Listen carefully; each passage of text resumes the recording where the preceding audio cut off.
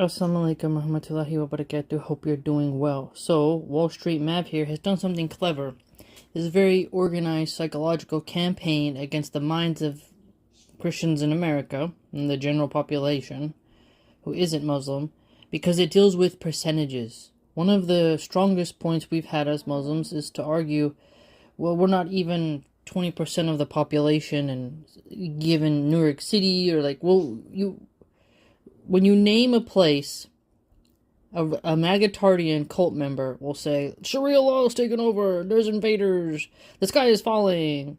And then this causes a hysteria and grandmas and pot-bellied, beer-drinking NFL watchers.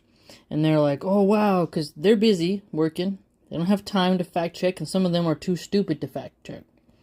So they rely on these influencers who are paid $7K per post, and who also know in order to stay relevant in their niche circles, they have to be white supremacists and they have to hate Muslims. Okay? Now, that's how they keep their popularity. So he's putting the numbers game, he's doing a reverso on us. So he writes here, I never want to be a minority living in a Muslim country. Now, he's shown no proof of having actually traveled to any Muslim country to investigate what the people are like in general.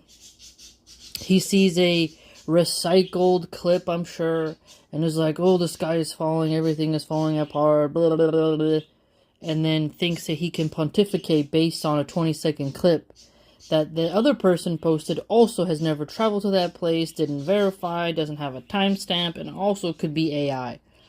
So they aren't doing any research, and I've been catching them more and more using AI-generated images. And they don't apologize and say, hey, sorry, I used an AI video, I'll do better next time. No, they just keep it moving. So they're not really based on truth. So he writes here further, based at looking at France, I don't even want to live in a country that is 10% Muslim. Based on looking at the UK, I don't even want to live in a country that is 6% Muslim. Can we simply have the USA be a 0% Muslim country for the safety of the rest of us? How would you go making that possible? You'd have to get rid of the First Amendment.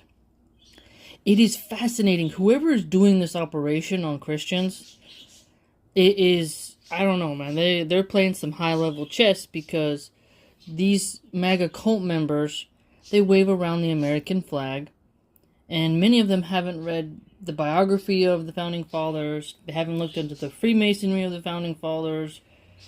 They haven't read the Federalist Papers. And they also haven't really looked at the tafsir of the Quran or anything really intelligent.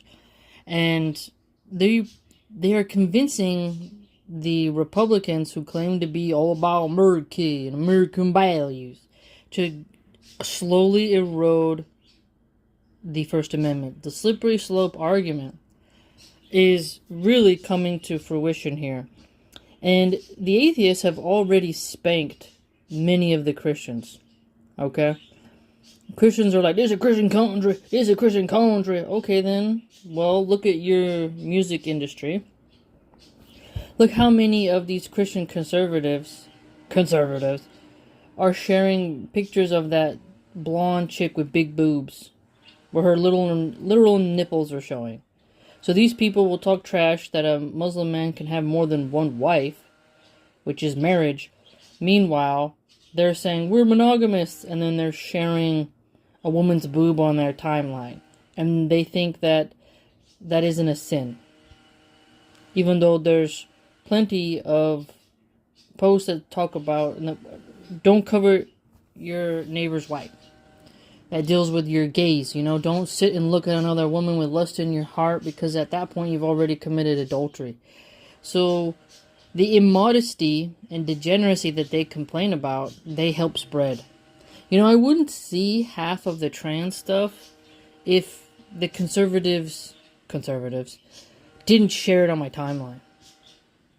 It's really quite fascinating. I don't see liberals constantly filling my timeline with a dude in a dress and a wig prancing around, calling himself a cat. But these people will show it to you and be like, look at it! Aren't you disgusted? Here's 7 more posts today. And then you just begin to realize, like, these people are deeply confused and they don't make a lot of sense. And so, for them to sit here and say, for the sake of... Okay, yeah. So, they're the ones who say that, quote, that if you give up your liberties for the sake of safety, then you never deserve those liberties in the first place. So, I'm paraphrasing. I think it was Benjamin Franklin who had that quote. I don't have it memorized. But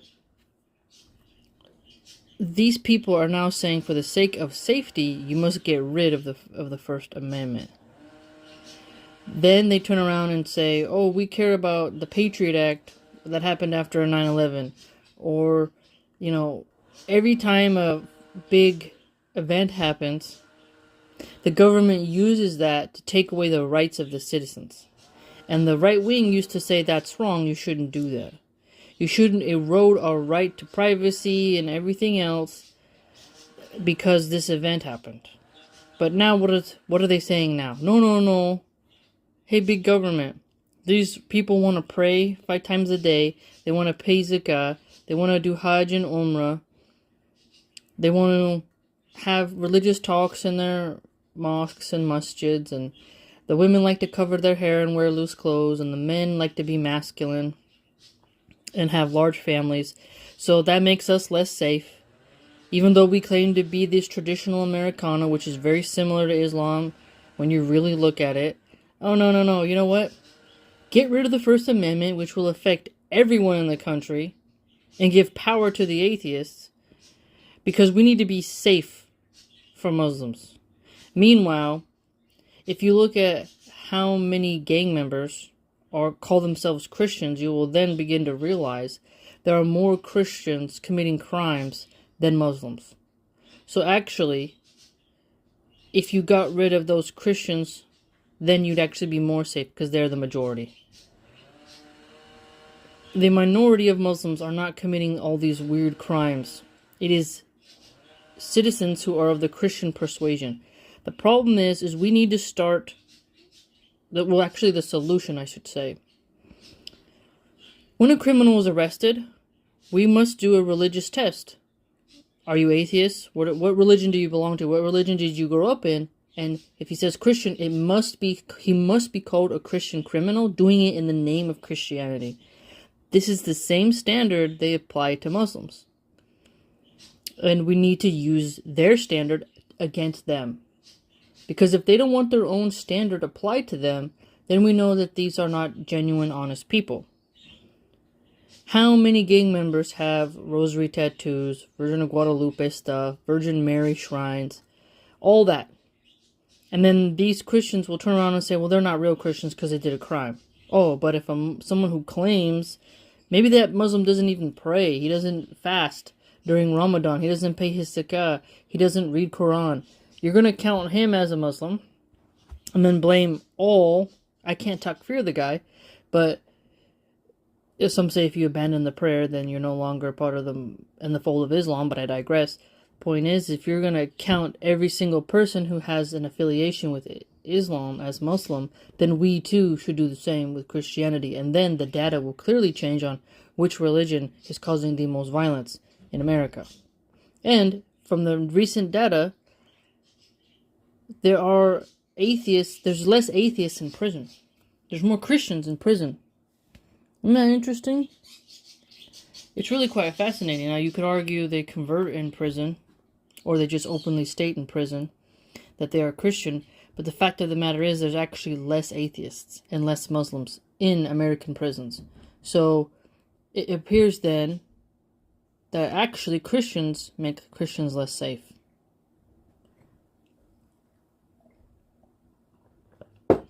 So, no, you cannot have the USA be a 0% Muslim population.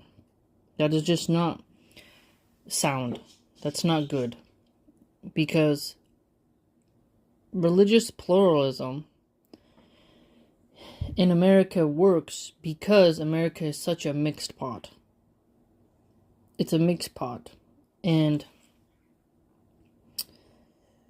America at this point has changed into an economic zone. It's sort of like if you had a giant restaurant. There's workers there that are all different religions, whatever the heck. They're different political parties, but they get the job done, and they make money, and they go home. That's pretty much what America is. It's a place you work, and you go home. And we can foster shared values of not littering, focusing on pollution, making sure the infrastructure is good. But the Christians think this is a Christian country, but they don't enact any Christian laws. The Bible is not present in the executive, judiciary, or legislative branch. It's not in public schools. Now, in some schools you can do seminary, like I would go to the Mormon seminary, because I found it interesting, because I'm a theology nerd, and I really liked that. I would love, religious classes, I'm totally into it, but it wasn't forced, it was optional. And so, again, there's more secular schools than Christian schools. You would think it would be the opposite. Okay.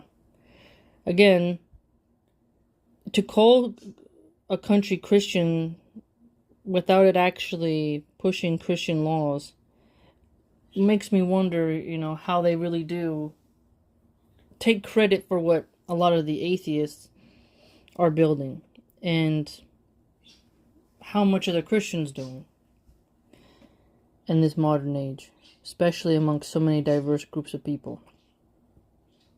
You have Muslims and Hindus coming over from India working in tech. You have the Buddhist, Chinese coming over. You got the atheists from the Nordic places.